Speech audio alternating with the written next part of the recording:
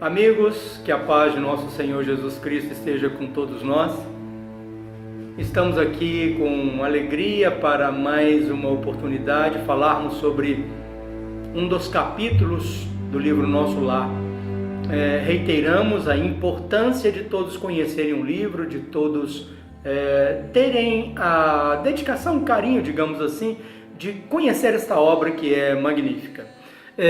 Nós convidamos também a todos os nossos amigos, companheiros, amigas a interagirem conosco através do site, visitando lá a nossa página, interagindo, fazendo assinatura, colaborando também com a divulgação, a disseminação desses vídeos a quantos puderem alcançar.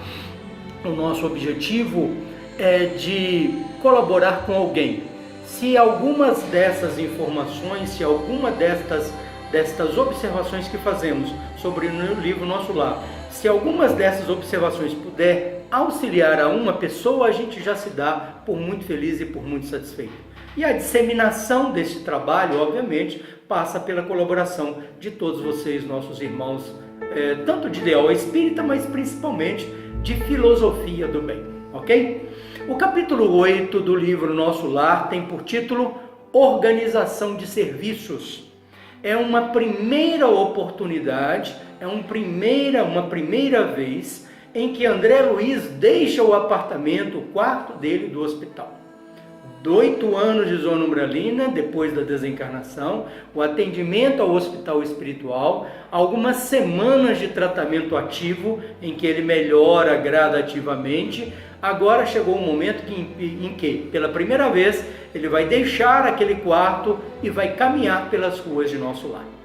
O anfitrião desse passeio, aquele que o acompanha, é Lísias. Lísias se incumbe de apresentar Nosso Lar a André Luiz. Pois bem, André Luiz, caminhando, percebe muitas pessoas, obviamente pessoas desencarnadas ou espíritos, não é verdade? Nós estamos falando sobre uma colônia espiritual. Isso é importante nós não esquecermos nunca. Imaginamos uma cidade cheia de pessoas e esquecemos às vezes que elas estão todas desencarnadas. Pois bem, ele percebe muitos espíritos, muito vai e vem, ele percebe as ruas adornadas, um ar de tranquilidade, ele percebe uma movimentação constante, mas, importante o que ele nos traz, ele não percebe ociosidade, ele não percebe intranquilidade, ele não percebe uma agitação fútil. Por quê? Estas questões de ânsia, características de ociosidade, eles denotam falta da elevação moral ou são característicos do próprio mundo físico. E esses característicos ficam no mundo físico porque não atingem a espíritos que moram ou que habitam colônias espirituais um pouco mais organizadas. Não é verdade? Lísias diz para ele que aqueles prédios, aquelas casas, aquele ambiente onde eles estão, pertencem todo aquele ambiente ao Ministério do Auxílio, ministério a que Lísias está afiliado e ministério que domina, ou que organiza o hospital de onde ele ainda está internado. Hospital assim? Não na Terra, por enquanto. Quer dizer que se eu explodir de raiva eu posso voltar para o umbral? Nunca se sabe, André.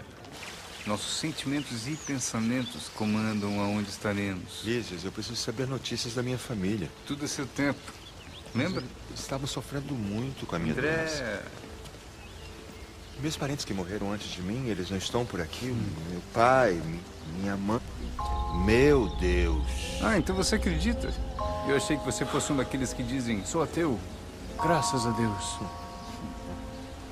Pouco a pouco você vai saber mais. Tem pouco tempo. A praça principal abriga em cada uma das 6 pontas da estrela um ministério. Existem 72 ministros na cidade, André. Assim como os sopros de Deus.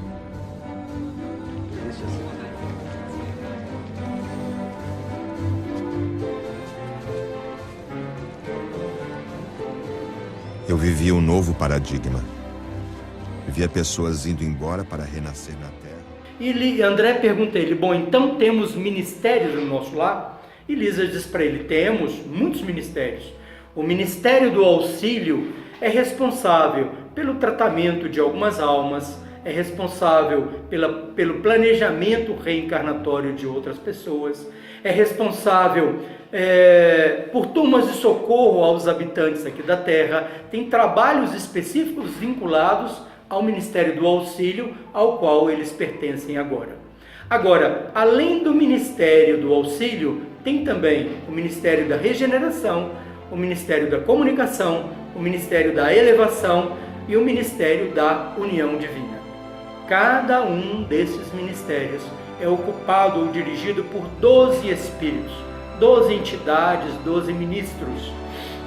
E André Luiz diz para ele, não imaginava que no mundo espiritual, após a morte ou a desencarnação, houvesse uma organização tão complexa como a que nós encontramos aqui. Lísias diz para ele assim, que toda a organização que tem no mundo físico, toda a estrutura societária que percebemos aqui no mundo físico, são cópias imperfeitas do mundo espiritual. Ele diz ainda mais que a organização de serviços no mundo espiritual, ela é uma organização que está em constante evolução. Por quê? Porque esta evolução dos serviços ou das tarefas ou da metodologia de como ela acontece representa exatamente o processo evolutivo ou o progresso evolutivo de cada uma daquelas almas que compõem aquele quadro de trabalho. As almas amadurecem, as pessoas amadurecem as tarefas e a maneira, a forma como o trabalho também é desenvolvido, não é? Importantíssimo esses aspectos. Nós gostaríamos aqui de ler 3 rápidas frases que Lísias traz para nós a respeito do trabalho ou da organização dos serviços no nosso lar. A primeira frase de Lísias diz assim: nossos serviços são distribuídos numa organização que se aperfeiçoa dia a dia sobre a orientação daqueles que nos presidem os destinos. O Lísias quer mostrar para nós, como acabamos de dizer, que existem espíritos superiores, organizadores do trabalho, que trazem a gestão daquela atividade, mas que eles todos, tanto os diretores, os organizadores, quanto aqueles executores, passam periodicamente por períodos de aprimoramento, de aprendizado, de renovação. Todos eles estudam, todos eles se renovam continuamente. E esse estudo e essa renovação acaba, obviamente, repercutindo nas suas organizações sociais. Tanto organizações sociais de trabalho, como família, como todos os outros aspectos do mundo espiritual. É interessante raciocinarmos que nosso lar é uma colônia espiritual em evolução. É uma colônia espiritual de transição. Os espíritos que lá adentram estão em processo de aprendizado e de preparação, ou para os mundos superiores, mas a grande maioria para os processos reencarnatórios, tá bem? Agora, a colônia como um grupo, ela também evolui, porque as pessoas lá evoluem também, assim como o planeta Terra também evolui. Outra frase interessante de Lísias: o homem vulgar ignora que toda manifestação de ordem no mundo procede do plano superior. Nós encarnados aqui, às vezes, nos ressentimos quando a gente raciocina ou diz que nós não somos inventores. Nós não inventamos carro, não inventamos avião, nós não inventamos família, não inventamos prédio, não inventamos filosofias, nós não inventamos a organização societária que temos aqui. Na verdade, nós copiamos estas organizações de mundos espirituais superiores ao estágio em que estamos, que também copiam de mundos superiores, que copiam de outros, não é? Lembramos aqui a carta aos Filipenses, onde Paulo fala para nós que todo bem promana de Deus. E em nome de Deus deve ser praticado.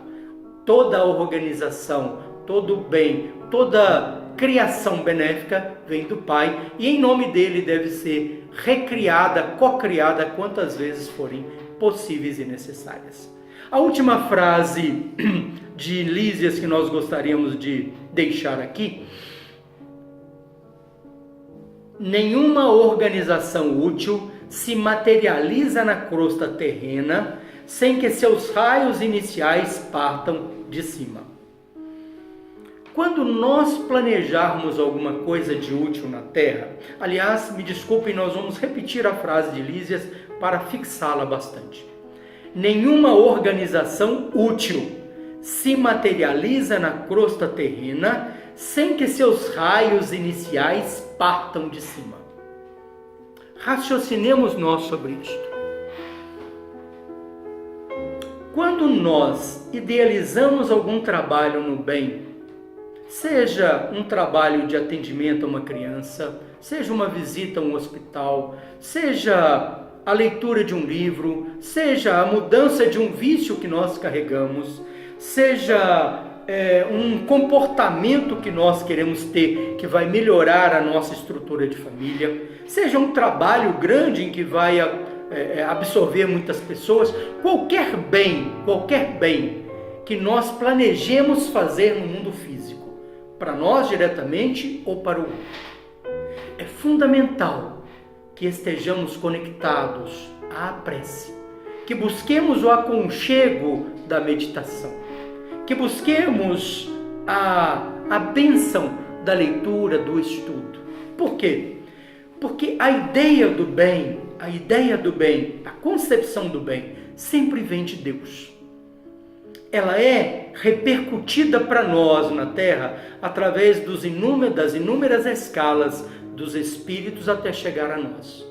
A ideia do bem que nos chega, seja ela pequena, média ou um grande bem que consigamos fazer, ela vem do mundo espiritual. Quando nós buscamos a proximidade da prece, quando nós buscamos a proximidade da leitura, nós estamos buscando a proximidade com as mentes espirituais que idealizaram aquele projeto. Lembramos o capítulo 7, onde Lísias diz: desejar, saber desejar e merecer. Vontade ativa, trabalho persistente e merecimento justo. Houve a idealização do bem, prepare-se para ele. Houve a concepção de um trabalho espiritual, de uma mudança pessoal, de uma disseminação de uma ação boa sobre qualquer aspecto. Prepare-se para ele. Estude, leia, medite, busque a sintonia, a proximidade com as ideias espirituais, com os espíritos que conceberam aquela ideia. E aí, quando materializar o trabalho aqui na Terra, a repercussão dele, a propagação dele e o bem que ele produzirá será de uma abrangência muito maior do que o idealizado no princípio. Esse critério é o mesmo critério que norteia esse trabalho singelo de vídeo que nós fazemos agora. Foi idealizado, foi pensado. Aqui nós somos co-criadores. A origem está no mundo espiritual. Estudamos, pensamos, meditamos e buscamos a ajuda dos bons espíritos para isto. Que Jesus nos abençoe. Esperemos que de alguma maneira estejamos sendo úteis a todos os nossos irmãos, sugerindo e pedindo. Entrem no canal, participem, colaborem, corroborem com o trabalho. Coloquem lá suas observações e muito nos ajudará nos vídeos futuros. Que Jesus nos abençoe e sigamos em paz.